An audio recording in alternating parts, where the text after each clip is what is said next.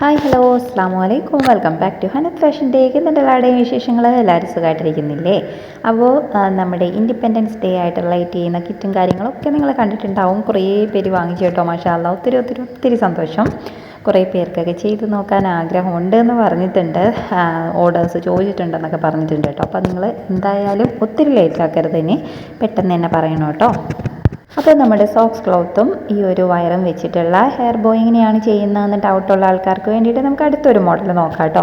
Already ഞാനൊരു model ചെയ്തിട്ടിട്ടുണ്ടായിരുന്നു, നിങ്ങളത് കണ്ടിട്ടുണ്ടോ എന്ന് അറിയത്തില്ല. അതൊന്ന് കണ്ടു നോക്കൂ കേട്ടോ. അതായിരിക്കും കുറച്ച് സിമ്പിളായിട്ടുള്ളതും നമുക്ക് ചിലവ് കുറഞ്ഞ രീതിയിൽ ചെയ്യാൻ പറ്റുന്നതാണ്. ഞാൻ ഈ വീഡിയോയുടെ ഡിസ്ക്രിപ്ഷനിൽ അതിൻ്റെ ലിങ്ക് കൊടുക്കാം കേട്ടോ. അപ്പോൾ അത് നിങ്ങളൊന്ന് ട്രൈ ചെയ്ത് നോക്കുക. സെയിം മെത്തേഡ് തന്നെയാണ്, ജസ്റ്റ് ഒന്ന് കണ്ടു നോക്കുക കേട്ടോ. കുറച്ച് കൂടുതൽ പെറ്റൽസൊക്കെ വെച്ചിട്ട് കുറച്ചും കൂടി ഹെവി ആയിട്ട് ചെയ്യണം എന്നുണ്ടെങ്കിൽ നിങ്ങൾക്ക് ഈ ഒരു വർക്ക് ട്രൈ ചെയ്ത് നോക്കാം കേട്ടോ.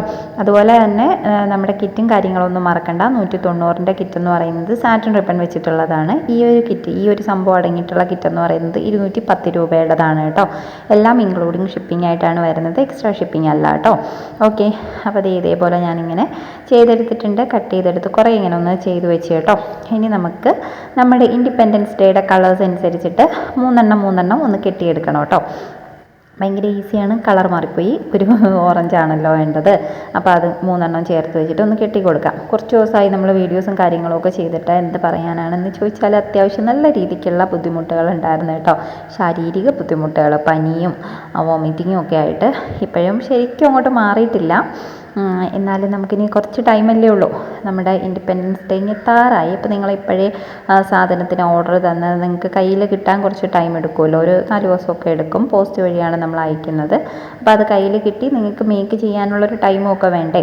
അതുകൊണ്ടാണ് കേട്ടോ എപ്പോഴും ഇങ്ങനെ പറയുന്നത്, നിങ്ങൾ നേരത്തെ സാധനം വാങ്ങിക്കണം, ഓർഡേഴ്സ് നേരത്തെ തന്നെ ഒന്ന് ചോദിച്ച് വെക്കണം എന്നൊക്കെ പറയുന്നത്.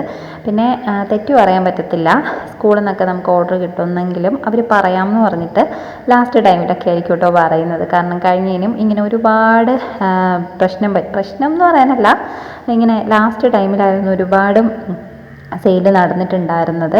ഇങ്ങനെ പെട്ടെന്ന് അത്യാവശ്യപ്പെട്ട് കഴിച്ചു കൊടുത്തിട്ടുള്ള കുറേ കാര്യങ്ങളുണ്ടായിരുന്നു കേട്ടോ. ഇത്തവണ എനിക്ക് തോന്നുന്നു കഴിഞ്ഞതിനെക്കാട്ടി കൂടുതൽ നേരത്തെ ആൾക്കാർ വാങ്ങിച്ചിട്ടുണ്ട്. കാരണം കഴിഞ്ഞ പ്രാവശ്യം സെയിൽ നടത്തിയിട്ടുള്ള ആൾക്കാരാണ് ഇത്തവണ നേരത്തെ വാങ്ങിച്ചവർ. ഓൾറെഡി അവർക്കറിയാം ഓർഡർ കിട്ടും എന്നൊക്കെ ഉറപ്പുള്ളത് കൊണ്ടാണ് ഇത്തവണ അവർ നേരത്തെ സാധനങ്ങളൊക്കെ മേടിച്ചത് കേട്ടോ. അപ്പോൾ ഇനി ആർക്കെങ്കിലും ആഗ്രഹമുണ്ട് എന്നുണ്ടെങ്കിൽ നിങ്ങൾ ജസ്റ്റ് ഒരു 190 രൂപയുടെ കിറ്റെങ്കിലും എടുത്തിട്ട് ഒന്ന് ട്രൈ ചെയ്ത് നോക്കണം കേട്ടോ. 12 പോയെങ്കിലും ഒന്ന് മേക്ക് ചെയ്ത് നോക്കണം കേട്ടോ. നിങ്ങൾ മക്കളെ പഠിക്കുന്ന സ്കൂളിലെ കുട്ടികൾക്ക് വേണ്ടിയിട്ട്, അല്ലെങ്കിൽ അംഗൻവാടിയിലൊക്കെ ചോദിക്കാമെന്ന് പറഞ്ഞ ആൾക്കാരുണ്ട് കേട്ടോ. അവിടെയൊക്കെ എനിക്കൊന്ന് കുറച്ചും കൂടി ഓർഡർ കിട്ടാൻ എളുപ്പമായിരിക്കും എന്നുള്ള കാര്യം. ബാൻഡും കാര്യങ്ങളും ഒക്കെ ചെയ്ത് കൊടുക്കുന്നവരും ഒക്കെ ഉണ്ട് കേട്ടോ. അപ്പോൾ എന്തായാലും നിങ്ങളൊന്ന് ഉറപ്പായിട്ടും ട്രൈ ചെയ്ത് നോക്കണം, സക്സസ് ആവും. ഇത്തവണ നിങ്ങൾക്ക് കുറച്ച് എമൗണ്ടെങ്കിലും ഇതിൽ നിന്നൊരു ലാഭം കിട്ടുകയാണെന്നുണ്ടെങ്കിൽ നെക്സ്റ്റ് നിങ്ങൾ എന്തായാലും കൂടുതലായിട്ട് എടുക്കുമെന്ന് എനിക്ക് ഉറപ്പുണ്ട്. കാരണം അതങ്ങനെയാണ് കേട്ടോ. അപ്പോൾ ഇതുപോലെ നമുക്ക് 3 ടൈപ്പ് ഫ്ലവർ ഞാൻ ചെയ്ത് എടുത്തിട്ടുണ്ട്.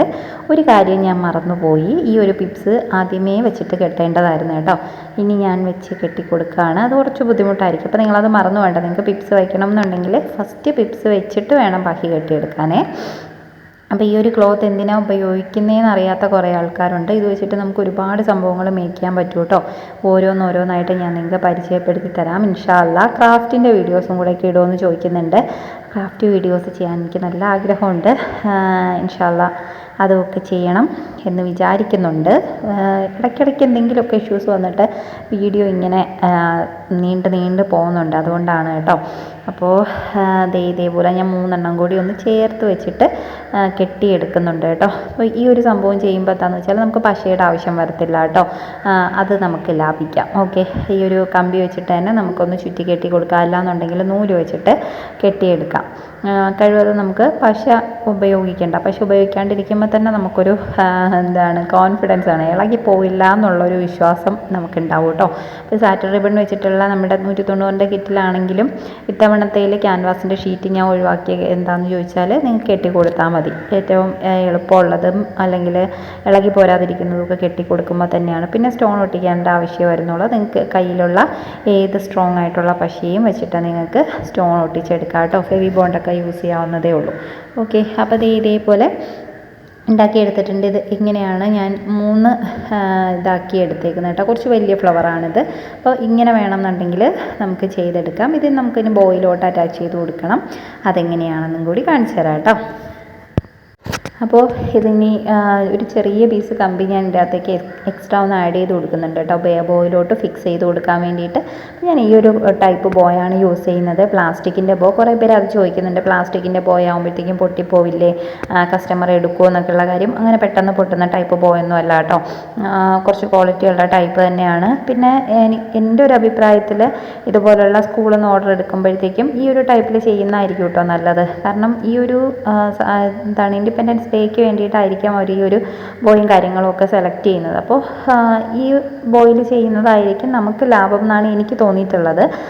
പിന്നെ നിങ്ങളുടെ ഇഷ്ടമാണ് കേട്ടോ. ഓക്കെ, അപ്പോൾ ഇതേ കണക്ക് നമുക്ക് വെച്ച് കൊടുക്കാം. അപ്പോൾ അത്യാവശ്യം വലിയ ഒരു ഹെവി വർക്ക് തന്നെയാണ് ഈ ഒരു സംഭവം കേട്ടോ.